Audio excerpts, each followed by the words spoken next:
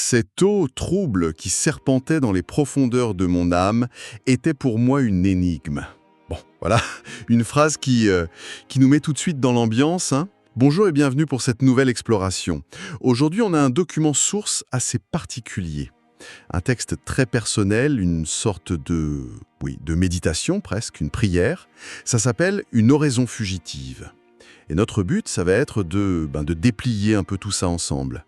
Comprendre le cheminement de l'auteur, on va parler de foi bien sûr, mais aussi de doute, de ce grand mystère divin, et puis de la condition humaine vue par l'auteur. C'est un texte assez dense, faut le dire. Il se livre pas comme ça, facilement. Alors, allons-y, plongeons dedans. Oui, c'est vrai que ce qui frappe d'emblée, c'est ce côté très, très intime, très spirituel. C'est pas du tout un traité théologique, c'est plutôt le témoignage à vif d'une relation avec le divin.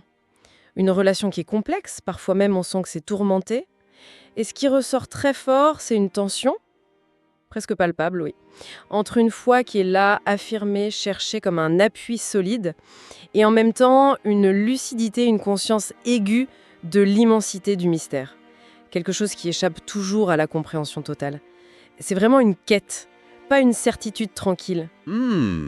Et cette image du début, l'eau trouble au fond de l'âme, elle est forte pour commencer. L'auteur se demande d'ailleurs si c'est une bénédiction cachée ou une purification éphémère. Cette incertitude, elle colore un peu tout, non? L'existence est décrite comme un mystère insondable, et même le plan divin, c'est une mécanique céleste au rouage invisible, un secret en fait. Oui, cette métaphore de la mécanique céleste, elle est très intéressante. Ça suggère qu'il y a un ordre, une intention derrière tout ça, mais que les mécanismes nous échappent complètement. C'est une reconnaissance très claire des limites de notre intelligence humaine face au divin ou au cosmique. Et l'image de l'âme comme une feuille emportée par le vent de la providence, ça renforce encore cette idée, non? Tout à fait. Mais est-ce qu'on pourrait pas y voir une forme de passivité? D'être juste une feuille emportée, ça suggère qu'on n'a pas vraiment de contrôle, pas d'agentivité comme on dit. Ça déresponsabilise pas un peu l'individu, ça? C'est une lecture possible, oui, on pourrait le penser au premier abord, mais le texte, en fait, il nuance ça très vite. Ce qui est fascinant, je trouve, c'est que cette conscience de l'insondable, cette acceptation des limites, eh bien, ce n'est pas du tout présenté comme une faiblesse, ou comme une invitation à juste subir, être passif. Au contraire, ça coexiste avec une affirmation très forte qu'il faut être fort, qu'il ne faut jamais faiblir. L'auteur dit bien: la confusion intérieure n'était rien face à la puissance de ma foi.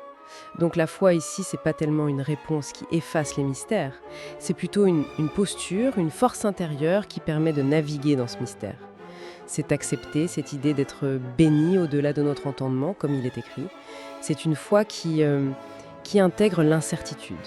D'accord, je vois. Une navigation active, donc pas juste une dérive. Et pour cette navigation, il y a des appuis très concrets. La foi est un rempart, une puissance. Le Seigneur était mon guide, c'est posé comme une certitude. Mais ce guidage, apparemment, c'est pas une promenade de santé. Le texte parle d'une expérience divine qui est source à la fois de félicité et de trouble. C'est paradoxal. Ah oui, tout à fait. Et ce paradoxe, on le retrouve au cœur de beaucoup d'expériences spirituelles profondes, en fait. Le divin, c'est à la fois la source de la plus grande consolation, la félicité, mais c'est aussi source d'épreuves, de troubles. Peut-être parce que ça nous confronte à nos propres limites, à nos ombres, ou simplement parce que la logique divine dépasse notre entendement. Et c'est là que la prière prend toute son importance. Elle est mentionnée tout le temps. Prier sans cesse, devoir sacré, force véritable, ça devient un outil central. Et comment elle fonctionne, cette prière, selon le texte? C'est juste parler à Dieu, demander des choses, ou il y a plus? On dit que c'est un baume pour mon âme, qu'elle apporte la paix intérieure tant convoitée. Elle semble être un peu tout ça à la fois, oui. C'est un dialogue constant, bien sûr. C'est un refuge pour trouver cette paix intérieure, face au tourment, qu'il soit intérieur ou extérieur. Mais elle est aussi présentée comme un acte de résistance active. Le texte parle du malin qui est tapi dans l'attente. Donc la prière, c'est aussi une arme spirituelle, une façon de tenir bon. Et si on élargit un peu la perspective, la foi qui est décrite ici, elle n'est pas du tout contemplative, éthérée. Elle demande de l'engagement, de la vaillance. Cette phrase « point de divine justice sans vaillance », elle est très forte. Ça suggère que la foi, c'est pas juste croire passivement, C'est une vertu active qui demande du courage, de la persévérance. Intéressant. Et cette vaillance, elle n'est pas vécue seule dans son coin, si je comprends bien. Le texte parle du soutien des fidèles compagnons d'armes qui partagent la même foi ardente. Même s'il note aussi un manque de douceur dans les relations humaines, il reconnaît quand même l'importance de cette communauté de croyants. Oui, cette dimension collective, elle est là. Elle offre un soutien dans cette quête qui, au fond, reste très personnelle, très intérieure. Ça ancre la foi dans une réalité partagée, même si, au final, l'expérience intime reste le cœur du sujet. C'est un équilibre intéressant entre l'individuel et le collectif.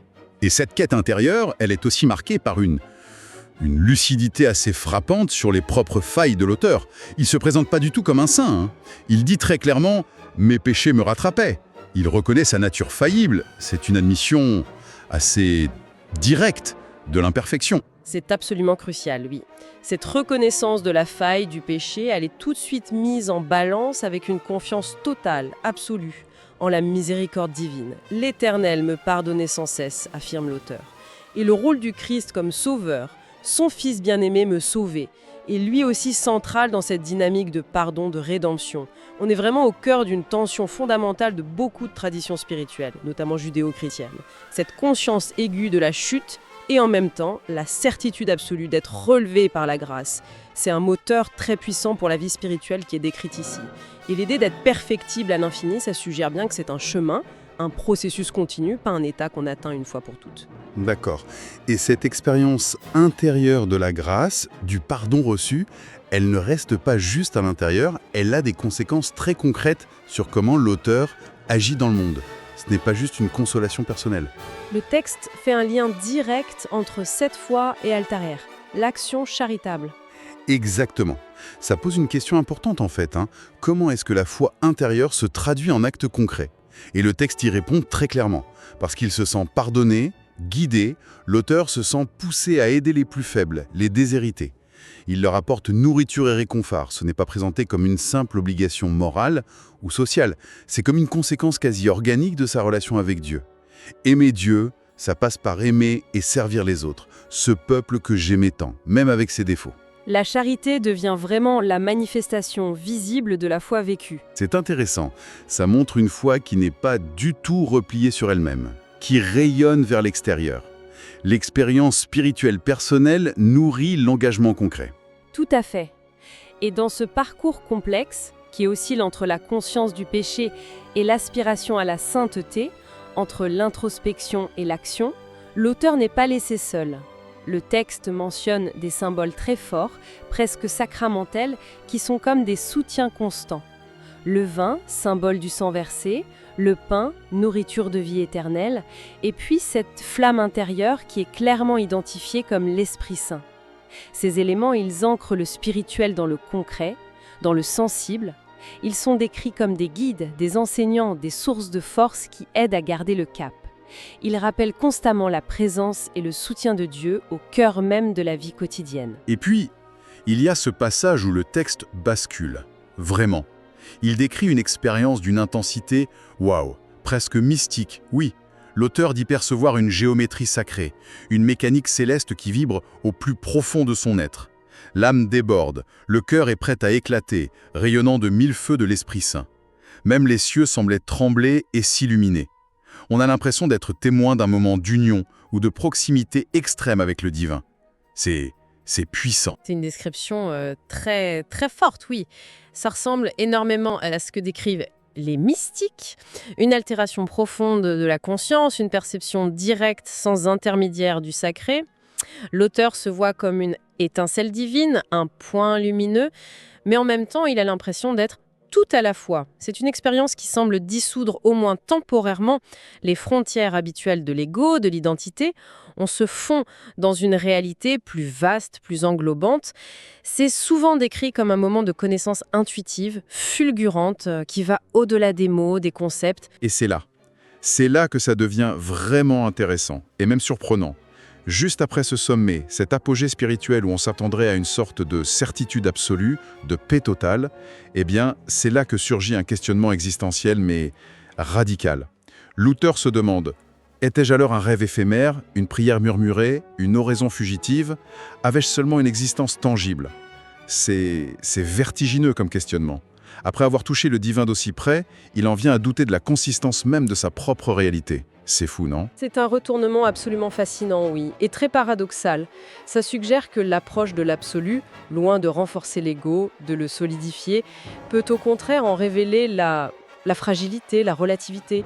Ce questionnement, ce n'est peut-être pas un retour au doute initial sur Dieu ou sur sa foi. C'est peut-être une interrogation beaucoup plus profonde, qui naît justement de cette proximité avec l'infini. Toucher à ce qui n'a pas de limite, ça semble ébranler la certitude de sa propre finitude, bien délimitée. L'expérience mystique, au lieu d'apporter une réponse finale et close, elle ouvre sur un abîme de questions encore plus fondamentales, sur la nature de l'être, de la conscience, de la réalité. Du coup, le titre du texte, Une oraison fugitive, il prend une résonance encore plus forte à ce moment-là.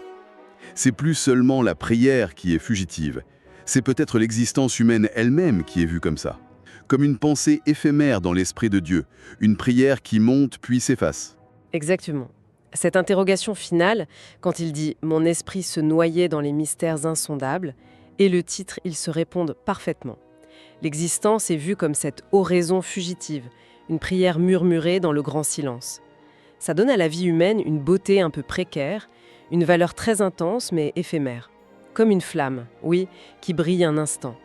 La condition humaine, même au sommet de l'expérience spirituelle, reste marquée par cette fugacité. Et le tout dernier mot du texte, Amen.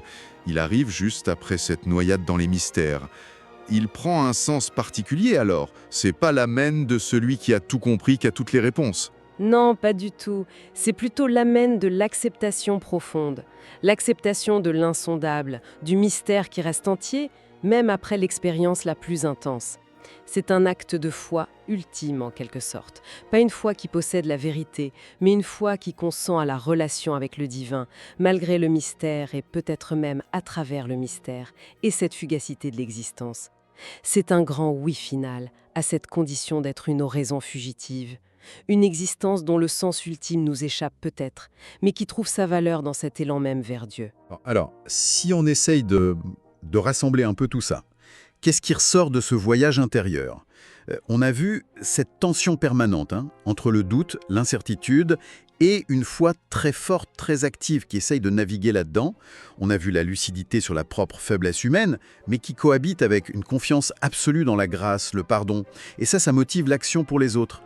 Et puis à la fin, cette expérience spirituelle intense qui, paradoxalement, débouche sur un questionnement encore plus profond sur notre propre réalité. C'est un parcours vraiment complexe, fait de tensions, de paradoxes assumés. C'est une très bonne synthèse de ce cheminement intérieur, oui, qui est riche, nuancé. Ce texte nous donne le portrait d'une foi vivante, pas un système figé de certitude, mais une relation dynamique, qui évolue, pétrie de toutes ces tensions que vous avez décrites. Une relation qui trouve sa cohérence non pas en éliminant les contradictions, mais en les intégrant dans un parcours personnel. Et je pense qu'au-delà du contexte spécifiquement religieux, ça soulève des questions qui peuvent parler à beaucoup de monde.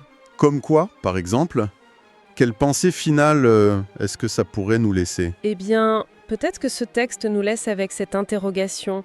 Est-ce que la force d'une conviction profonde, qu'elle soit spirituelle ou d'un autre ordre, ne réside pas parfois plus dans sa capacité à embrasser le mystère, l'incertain, plutôt que dans la prétention à tout résoudre?